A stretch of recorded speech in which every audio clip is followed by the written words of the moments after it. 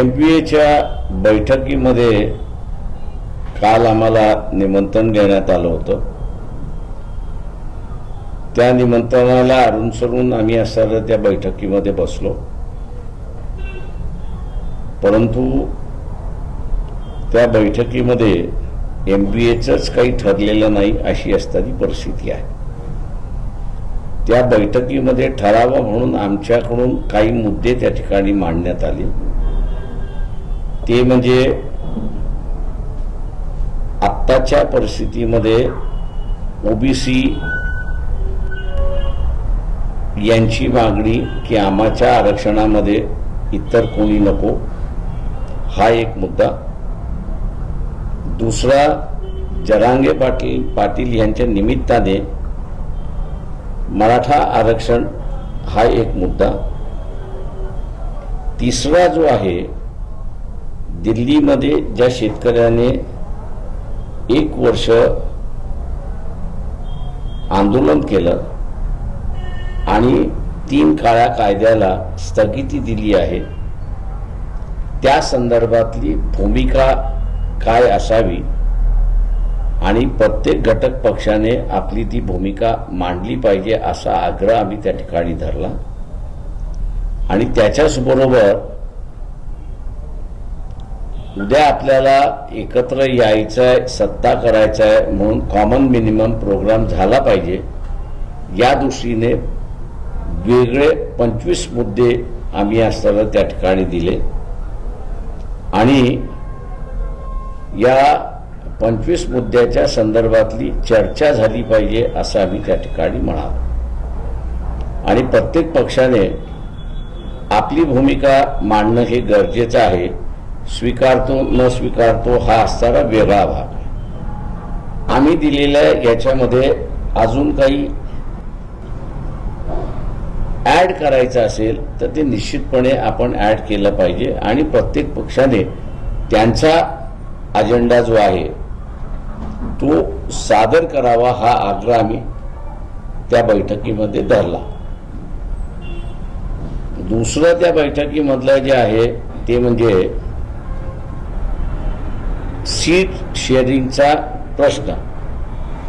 तेव्हा आम्ही असणारी भूमिका अशी घेतली की 2.5 वर्षापासून आपण 3 पक्ष एकत्र आहात, तेव्हा आपण इव्हॉल्व काय केलंय, म्हणजे निर्माण काय केलंय सीट शेअरिंगच्या संदर्भात, त्याची असणारी माहिती आम्हाला असणारं आज द्यावी किंवा पुढच्या बैठकीमध्ये त्या ठिकाणी देण्यात यावी, जेणेकरून आम्हाला असणारं त्या संदर्भातली भूमिका त्या ठिकाणी घेता येईल. आम्ही अपेक्षा असं धरतोय की 2 तारखेला जी बैठक आहे त्या 2 तारखेच्या बैठकीमध्ये जो अजेंडा आम्ही असताना दिलेला आहे तो, आणि त्याच्याच बरोबर हे जे 3 घटक पक्ष आहेत, काँग्रेस, त्याच्यानंतर NCP आणि उद्धव ठाकरे शिवसेना, यांचा सीट शेअरिंगचा फॉर्म्युला 2 तारखेपर्यंत तयार होईल असं मी त्या ठिकाणी मानतो. आणि त्याचा मसुदा त्यांनी आम्हाला दिला की मग आम्ही त्यांच्या पुढे असं मानले की कलेक्टिव्हली बार्गेनिंग करायचं का, की आम्ही असणारं इंडिव्हिज्युअली एक पक्षाशी बोलायचं. हे म्हटलं बैठकीतला तिथे निर्णय होईल. आजची जी बैठक आहे ती बैठक तिथेच त्या ठिकाणी संपली. आम्ही तिथे पुन्हा असा एक खुलासा केला की केंद्रामधलं BJPचं गव्हर्नमेंट पुन्हा येणार नाही. या दक्षतेसाठी आम्ही कुठलाही पर्सनल इश्यू, इगो किंवा इतर काही आड येऊ देणार नाही, अशी भूमिका आम्ही असताना त्या ठिकाणी क्लिअर केली. माझं निवेदन संपलं. सर, थोड़ा सा हिंदी में ब्रीफ करिए. कल MPA के मीटिंग में वंचित बहुजन अघाड़ी को चर्चा के लिए निमंत्रित था. हम लोग उस बैठक में गए. बैठक में हम लोगों ने पहले उनसे पूछा कि आप लोगों ने कुछ एजेंडा तैयार किया है क्या, तो उनसे कोई जवाब नहीं आया, इसलिए हम लोग ने अपनी तौर से जो एजेंडा था वो उनके सामने रखा। पहला है कि ओबीसी की जो मांग है कि हम किसको ही शामिल नहीं करके लेंगे अपने आरक्षण में, वो एक समस्या है, मैंने कहा। दूसरी जो है वो जरांगे पाटिल जो मराठा समाज के लिए लड़ रहे हैं आरक्षण के लिए, उनके बारे में राय बनानी जरूरी है। तीसरा जो है, दिल्ली में जो काश्तकारों ने आंदोलन किया था काले कानून के खिलाफ, वैसे महाराष्ट्र में 2006 में कांग्रेस हो, एनसीपी हो, शिवसेना हो, इन्होंने मिलके प्राइवेट मार्केट का कानून पहले ही बनाया है। मैंने कहा इस मांग को देखते हुए हर पार्टी की अपनी एक राय होनी चाहिए, ऐसे पहले फेज में हम लोग ने रखा। और दूसरा जो है कि अगर हम लोग इकट्ठा आते तो 25 मुद्दे जो है वो हम लोग ने निकाले थे कि जिसमें एक कॉमन मिनिमम प्रोग्राम वहां पर हो सकता है। अगर इन बातों की चर्चा सही रास्ते पर हुई तो मैं समझता हूं आगे जाना उचित है, वरना जिस तरह से इंडिया बिखर चुकी है वैसे एमपीए ना बिखरे, इसकी चिंता भी हम लोग ने वहां पर जाहिर की है। मैं मानता हूं कि 2 तारीख की जो मीटिंग है, ये मुद्दे जो हम लोग ने उठाए हैं और साथ साथ शीट शेयरिंग की जो बात हुई, तो हम लोग ने ये कहा कि भाई कम से कम 2.5 साल से आप इकट्ठा हो, इसलिए आपका कोई फॉर्मूला तैयार होगा। वो फॉर्मूला क्या है वो आप हमको दिखाइए, बताइए, और फिर यही बैठक में निर्णय लेंगे कि क्या अकेले वंचित बहुजन आघाड़ी पार्टियों से बैठेगी या सामुदायिक रूप से बैठेगी, ऐसी एक बात वहां पर है, ऐसा मैं मानता हूं। रही बात कांग्रेस की, टूस लेटर जो है वो नाना पटोले ने साइन किया हुआ है। जो प्रभारी है कांग्रेस से, उनसे जो बातचीत हुई थी, उन्होंने कहा कि भी हम बातचीत के लिए बुलाते हैं सर। इसलिए हम लोगों को संदेह है कि नाना पटोले को किसी को शामिल करने का अधिकार दिया है या नहीं दिया है, इसकी जो स्पष्टता हम कांग्रेस पार्टी से मांगते हैं। नहीं तो नाना पटोले जो है वो एक करना चाहेगा और कांग्रेस जो है वो दूसरा करने चाहेगा, तो इसमें मेरे ख्याल से काफी अंतर और टकराव हो सकता है।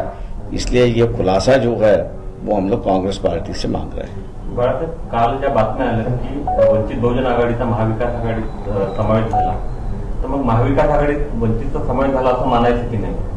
अजून मानायचं नाही, का वंचित बहुजन आघाडीला घ्यायचं असेल तर काँग्रेस पक्षाच्या वरच्या नेतृत्वाने म्हणजे एआयसीसीने त्याला मान्यता दिली पाहिजे। एआयसीसीची मान्यता आहे की नाही हेच आम्हाला असताना माहित नाही। नाना पटोले फक्त असताना पत्रव्यवहार त्या ठिकाणी करतात, पण आम्हाला असताना सांगण्यात आलं होतं की अशोक चव्हाण आणि बाळासाहेब थोरात हे महत्वपूर्ण आहेत, ते निर्णय घेतील। त्या पत्रावरती असताना बाळासाहेब थोरात आणि अशोकराव चव्हाण यांची सही नाही आहे। कालच्या मीटिंगमध्ये वंचितला अपमानास्पद वागणूक मिळाली असं बोललं जाते, असं असूनही 2 तारखेच्या मीटिंगला तुम्ही जाणार? आम्ही पहिलाच मी म्हणालो की आम्ही इगो करणार नाही किंवा वागणूक कशी मिळाली हा इश्यू आम्ही करणार नाही। आम्ही जे अगोदरपासून म्हणतो आहोत की हे बीजेपीचं शासन देशाला धोकादायक आहे आणि म्हणून आम्ही त्यांचा असणारा विरोध करतोय। तेव्हा आपला इगो की आरएसएस बीजेपीचं सरकार न येणं याचं प्रायोरिटी आपण जर पाहिली तर आम्ही असणारा आरएसएस बीजेपीचं सरकार न येणं याला आम्ही प्रायोरिटी देतो आहोत। बाळासाहेब, ज्याप्रमाणे काल आपण एकनाथ शिंदेला ऑफर दिली की वंचित सोबत यायची, अशी काही ऑफर बीजेपी साठी आहे का? आमची ऑफर एकनाथ शिंदेसाठी आहे आणि त्यांच्या शिवसेनेपुरती मर्यादित आहे. बाळासाहेब, एवढं सुस्पष्टपणे तुम्ही सांगितलेलं असताना नाना पटोलेंच्या संदर्भातली भूमिका आहे त्याच्या आधी पत्राच्या संदर्भात घेतली गेली होती. हे असताना कालच्या जे तुम्हाला निमंत्रणाचं पत्र आहे, समावेश झालेलं पत्र आहे, त्याच्यावर नाना पटोलेंची सही आहे. नेमकं काय गोंधळ काय चालू आहे? माझं म्हणणं असं आहे की जे आम्हाला पहिलं निमंत्रण आलेलं आहे, म्हणजे पहिलं पत्र आलेलं आहे, ते चर्चेच्या निमंत्रणाचं पत्र आहे. त्या बैठकीमध्ये आम्ही त्यांना असं म्हणालो की आम्ही चर्चा करण्यासाठी आलेलो आहोत. चर्चा झाली, आम्ही मुद्दे मांडले, तुम्ही आम्हाला काही स्पष्टता देत नाही, त्यावेळेस बैठक संपली म्हणून असं आपण समजलं पाहिजे. आणि मग तिथे आम्ही असं म्हटलं की यापुढे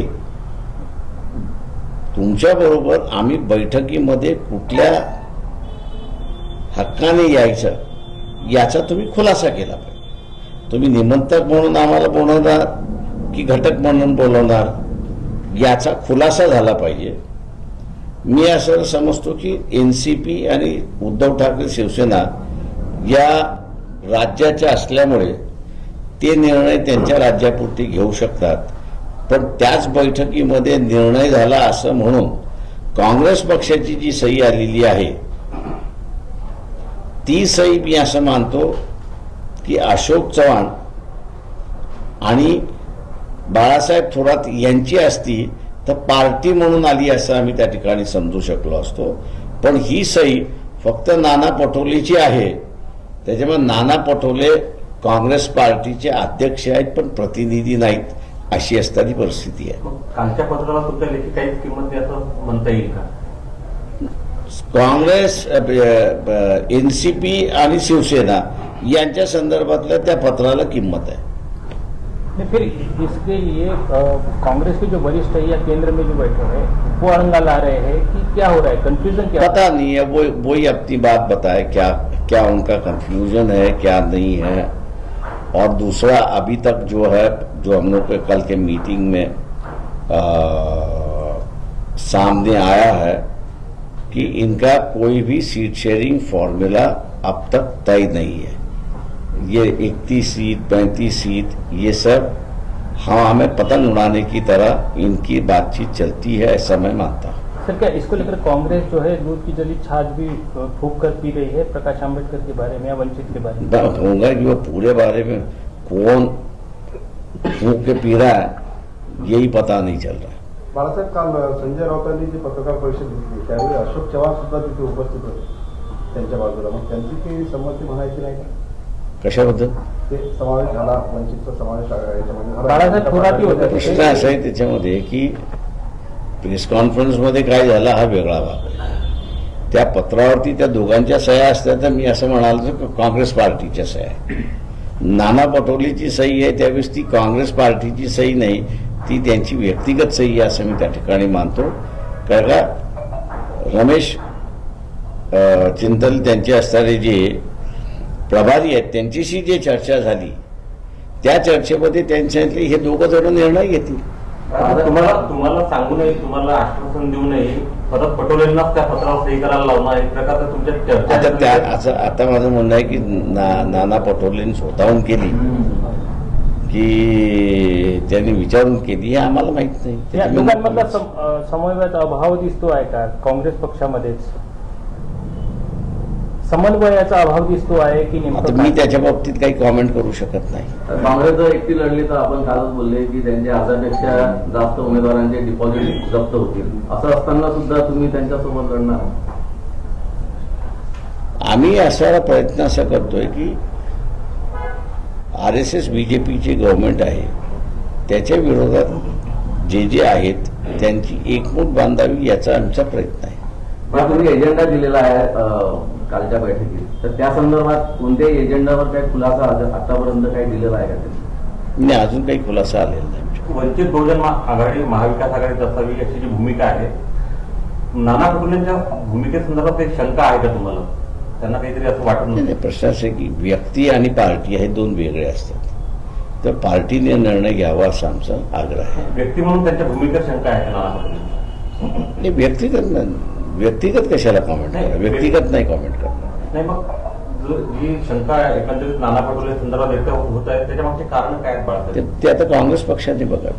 तुम्हाला त्याच्याबद्दल काय नाही, मला काहीच माहिती नाही. बरं बाळासाहेब, दोन आणखी मुद्दे असे आहेत की पृथ्वीराज चव्हाण आणि नाना पटोलेच्या भूमिकेसंदर्भात आपण सातत्यानं बोलत आलेला आहात. या दोन नेत्यांना वाटत नाही का की वंचित महाविकास आघाडीत असेल? ते त्यांनी खुलासा करावा. बरं, 2 तारखेच्या बैठकीत जर सकारात्मक चर्चा झाली तर तुमच्या प्रवेशावर महाविकास आघाडीचा शिक्कामोर्तब होईल असं समजायचं?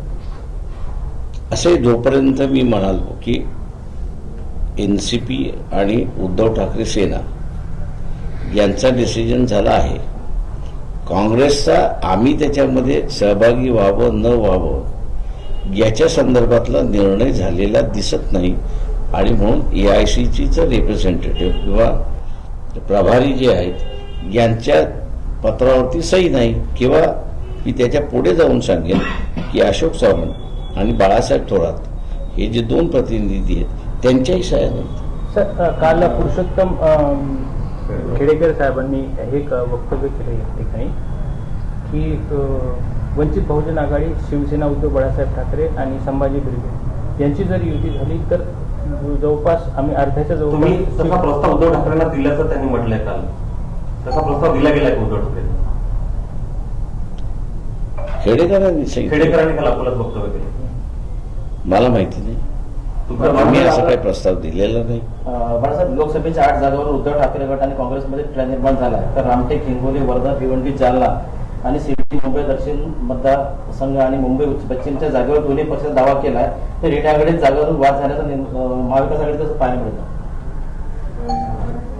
मी मगाशीच म्हणालो की त्यांचं काहीच फॉर्म्युला ठरलेलं नाही सर आणि त्यांचा काहीच वाटप झालं नाही असं कालच्या बैठकीमध्ये त्यांनी स्टेटमेंट केलं. सर त्यांचा काही जर फॉर्म्युला निघाला नाही किंवा काही नाही झालं तर राष्ट्रवादी, शिवसेना, उद्धव बाळासाहेब ठाकरे आणि वंचित यांची युती किंवा हे घेऊन लढतील. आम्हाला माहित नाही त्याच्याबद्दल. बाळासाहेब, 2 तारखेला आपण उपस्थित राहणार आहे हा का? बैठकीला मी जाणार आहे. स्वतः राहणार? मी राहणार, धैर्यमान फुंडकर राहणार, रेखाताई ठाकूर पक्षाच्या प्रदेशाध्यक्ष आहेत, त्याही उपस्थित राहणार. बाळासाहेब, तुम्ही 12 जागांचा एक फॉर्म्युला मध्यंतरी सुचवला होता. त्या फॉर्म्युल्यावर अद्याप तुम्ही कायम आहात का? 2 तारखेच्या बैठकीत तो मांडणार? 12 जागांचा, प्रत्येकी 12. हो, तो फॉर्म्युला आम्ही मांडलेला आहे. पण आम्ही असणाऱ्या चर्चेच्या निमित्ताने तो फॉर्म्युला मांडला. पण उद्याच्या असणाऱ्या बैठकीमध्ये आम्ही एक्सपेक्ट करतो आहोत की MBA जे आहे तो फॉर्म्युला बैठकीमध्ये देतील. धनगर आरक्षणाला पाठिंबा आहे, मात्र ST मधून धनगरांना आरक्षणाला पाठिंबा आहे का या प्रश्नावर भुजबळ यांनी उत्तर देणं टाळलंय. तर तुम्ही काय सांगता?